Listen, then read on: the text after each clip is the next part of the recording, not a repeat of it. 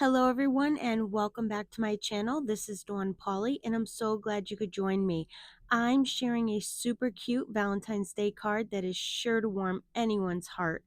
I'll be using the Woodland Valentine Stamp Set and oh my goodness, it's adorable. You get 3 sweet images, some trees, hearts, and a couple of sentiments. Next up is the beautiful Floating Hearts cover plate. I absolutely love this cover plate. It works for so many different occasions and creates a gorgeous background. Then I have the Connected Heart Frame, another really lovely die with lots of design possibilities. And finally, I'll be using the Quick Strips 3 die set for my sentiment. All right, let's jump right in. The first thing I'm going to do is take the Floating Hearts cover plate and run it through my die cutting machine with a piece of white cardstock. Look at how beautiful that turned out. This background is so versatile and easy to dress up. Next, I'm going to do some quick ink blending. I'm using Distress Oxide inks. They're my favorite for blending because they go on so smoothly and they layer beautifully. I'm using Lumberjack Plaid and starting at the bottom of the panel with a heavy hand. As I move upward, I lighten my pressure to create an ombre effect, leaving the top the lightest. And once the blending is finished, I die cut the heart frame twice from white cardstock and once from red cardstock. Then I take one of these center hearts and I'm going to stamp the bunny image using a Copic friendly black ink. And then for some quick coloring, nothing fancy, just simple shading, both bunnies will be gray. One is going to be slightly lighter than the other one. And for the first bunny, I used C5 around the edges, and then I blended it with the C3.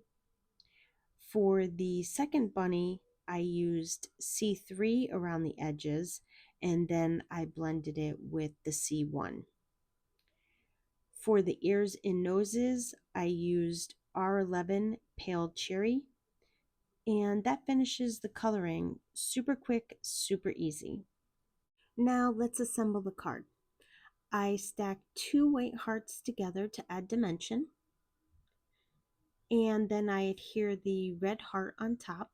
I slightly off center it so that the white peeks out underneath, and I love how this is going to look up against the red background.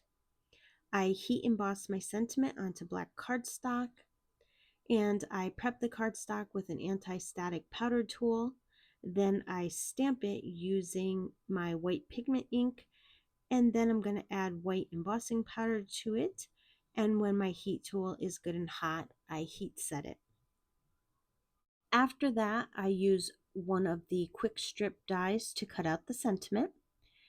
And for assembly, I adhere the frame first and then I place the solid heart inside.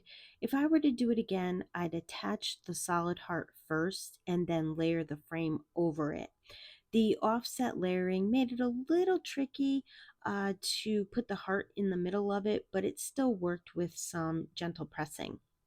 I trimmed the panel down to 4¼ by 5¼ inches to leave a white border around my card front, and then I added craft foam to the back of it, and then I attached it to an A2 sized white card base.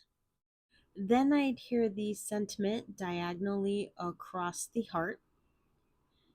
And to finish off the card, I added my favorite self-adhesive pearls.